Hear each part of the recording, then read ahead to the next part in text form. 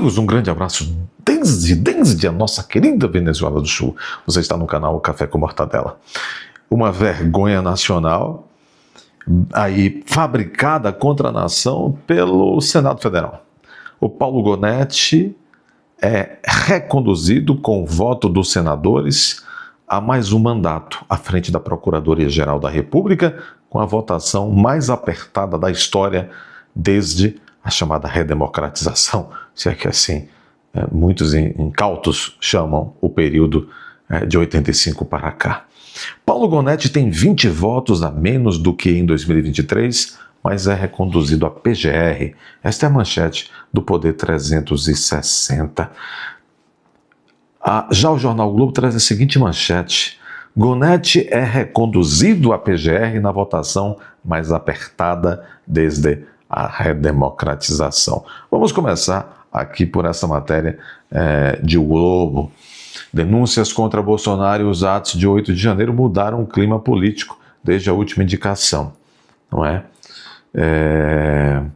Por 45 votos a 26, o plenário do Senado aprovou a recondução do Procurador-Geral da República, Paulo Gonetti. O resultado ocorreu após o nome do chefe do Ministério Público Federal ser aprovado na sabatina realizada na Comissão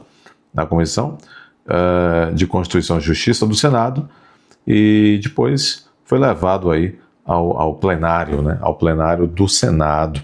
Com a aprovação, o indicado de Lula permanece no cargo até 2027 para continuar fazendo essas coisas que ele anda fazendo com a nação. O placar de Gonetti foi o mais apertado desde a redemocratização. O primeiro chefe da PGR após 88, Aristides Junqueira, foi aprovado com 47 votos pelo plenário do Senado, até então mais baixo para a indicação de um procurador-geral da República. O número mais alto foi obtido por Raquel Dodge em 2017, com 74 votos. Então, Paulo Gonetti hoje teve 45 votos favoráveis. É o mais baixo, foi até mais baixo do que o de Aristides no início da redemocratização, que teve 47. Agora, efeitos práticos. Nós estamos numa democratura, eles sabem o que eles estão fazendo, eles sabem o que eles fazem. Não interessa quantos votos, se pouco ou muito. Para eles, o importante é que Paulo Gonetti vai continuar arrepiando a PGR contra os brasileiros. O efeito prático é isso. Outro efeito prático de conclusão, de constatação: o Senado Federal da República não vale nada. Paulo Gonetti é um sujeito anticonstituição. Embora a Bia Kicis o apoiou como deputado federal, professor de constitucional, não sei o quê, escreve livros. Os livros de constitucional de Gilmar Ferreira Mendes é escrito em companhia do Dr. Paulo Gonetti, entre outros e tal. Foi sócio do Gilmar Ferreira Mendes. O Brasil foi tomado de assalto brasileiro. A verdade é essa, está posta. Senadores, vendilhões da República. Senadores, vendilhões da República. Senadores, vendilhões da República. Quem acha que 2026 vai resolver a situação? Vejam, houve apenas 26 votos contrários à recondução do Gonetti. Apenas 26. Quer dizer que apenas 26 sacripantas de suposta direita foram eleitos em 2022? Claro que não. Terminada a votação para senador em 2022, em tese, contabilizava-se bem mais de 30 senadores de direita. Talvez o quê? 33, 34, 35, foram pedir seu voto. Vários. E eu me lembro do Alexandre Garcia muito empolgado após o primeiro turno, já quando se tinha o resultado e os nomes dos eleitos senadores, e o velho e experiente, que todos nós gostamos e apreciamos, Alexandre Garcia, empolgado, não obstante a sua larga experiência, estava empolgado, juvenilmente empolgado, não é uma crítica, é apenas uma constatação. Ele estava empolgado e dizendo, olha, agora vai mudar, temos quase 40 senadores conservadores no Brasil e tal, olha aí. Apenas 26 votaram contra o Gonetti. Comprovadamente o Gonetti é um horror. Mesmo assim, tem sacripanta que se disse de direita e foi eleito com seu voto para ser senador de direita, que votou no Gonetti, da primeira vez e agora de novo. Porque senão nós teríamos mais de 30 votos contra o Paulo Gonetti.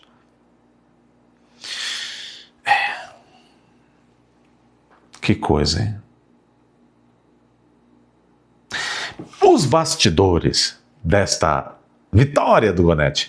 Nos bastidores da recondução de Paulo Gonetti à Procuradoria-Geral da República, houve muita apreensão quanto ao quórum no Senado. Desde o início da manhã, havia o temor de que a baixa presença de senadores pudesse comprometer o placar, especialmente após aliados do governo reconhecerem dificuldades em mobilizar a base em uma semana de votação esvaziadas. Para uma ala do Senado, o próprio presidente da CCJ, Davi Alcolumbre, teria usado... tá errado isso aqui, ó. Tá errado. Quem escreveu a matéria de O Globo, o estagiário aqui está muito mal, porque está dizendo que o Davi Alcolumbre é presidente da CCJ. Não é não. Infelizmente, o Davi Alcolumbre é presidente do Senado. O presidente da CCJ é um suposto médico ortopedista que nunca ortopedou. O Otto Alencar, conheço bem, senador pelo estado da Bahia, um homem deselegante que, vocês se lembram, na CPI da Panda, destratou várias médicas de direita, como a doutora Nilza, como também a outra doutora de quem infelizmente me esqueço o nome agora, aquela do Ceará, muito competente, um homem extremamente deselegante, primeiro que foi desagradável, deselegante, injusto, para cima de mulheres, doutor Otto, eu nunca me esquecerei daquilo, nem elas, nem quem viu, para cima de colegas de profissão que o senhor se diz médico, nunca vi Otto Alencar médica. Claro, em vez em quando um tomba no Senado, ele vai lá, lembra das aulas, faz qualquer coisa. Bom. Vejo no Instagram as fazendas maravilhosas do Otto Alencar, gado de primeira, cavalos de primeira, estrebarias de primeira. Eita, esse homem aí é um primor, sabe multiplicar dinheiro, não é verdade? Já foi governador da Bahia, era um carlista, se dizia de direita. Cruz credo. Me lembro que não faz muito tempo, ali por volta de 2014, quando ele realmente se tornou ali muito próximo do governo do PT na Bahia, ele meteu, foi o filhão, lá na presidência do Banco de Desenvolvimento da Dizembahia. No Brasil é isso, cara. Tem nojo do Bostil, não é verdade? Que coisa. Para uma ala do Senado, o próprio presidente da CCJ, que não é Davi Alcolumbre não, viu, Jornal Globo, é o Otto Alencar, teria usado o calendário de votações como instrumento de pressão política, ao pautar o tema justamente agora, em meio à sua tentativa de convencer o Planalto a indicar Rodrigo Pachecuzão ao Tribunal Federal, em vez de Jorge Messias. Aliados de Alcolumbre, no entanto, rejeitam essa leitura, etc, etc, etc. O próprio Pachecuzão esteve no plenário atuando nos bastidores para garantir apoio a Paulo Gonetti e evitar a votação se transformasse em um termômetro da disputa pelo STF. Eu quero é que o cirquinho pegue fogo, que Lula e o PT insistam no Messias e que, indicado o Messias, o Senado não aprove o Messias. Vamos torcer pela briga. Não é verdade? Se nós formos para cá, matéria do Poder 360, Gonetti tem 20 votos a menos do que em 2023, mas é reconduzido. Indicado por Lula, atual Procurador-Geral da República recebeu 45 votos favoráveis e 26 contrários. O placar foi mais apertado do que a indicação anterior, onde ele teve 65, agora teve 20 votos a menos. Um dos homens mais tristes das nossas instituições. Triste papel, ignóbil papel, eu não estou de brincadeira, que esse sujeito representa. É um contra-legem. Vocês sabem o que é um contra-legem? É um contra-lei. Este homem é o cabeça do órgão de fiscalização da lei do Brasil, conforme os artigos 126 em diante da Constituição preconizam. Mas ele não fiscaliza a lei. E ademais disso, tem se mostrado também, até dentro dessas peripécias, um intelectual jurídico extremamente fraco. Um operador, principalmente quando está nas sessões públicas, extremamente seguro. Talvez seja o remorso. É professor, hein? De alguns parlamentares, inclusive. Aí, bom, já sabemos porque os parlamentares são tão ineptos. Esses aí que estão aí. Horror dos horrores. Quando vemos um office boy como Hugo Mota, presidente da Câmara, é triste, hein? Ele se vê louco, né? Porque os chefes do STF o chamam.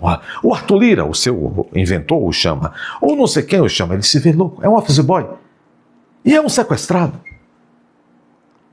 Porque dizem que tem nas gavetas há várias coisas contra a família dele e contra ele. Né?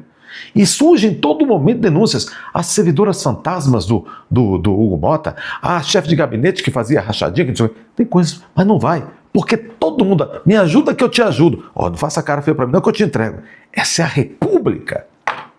Que em 1889, esse monstro terrível chamado República, nascido de um golpe horroroso que defenestrou um homem justo que governou bem o país por décadas, Pedro II, nasceu mal e vai terminar mal a República, sim, porque um dia ela chegará, ela terminará e a monarquia será restaurada.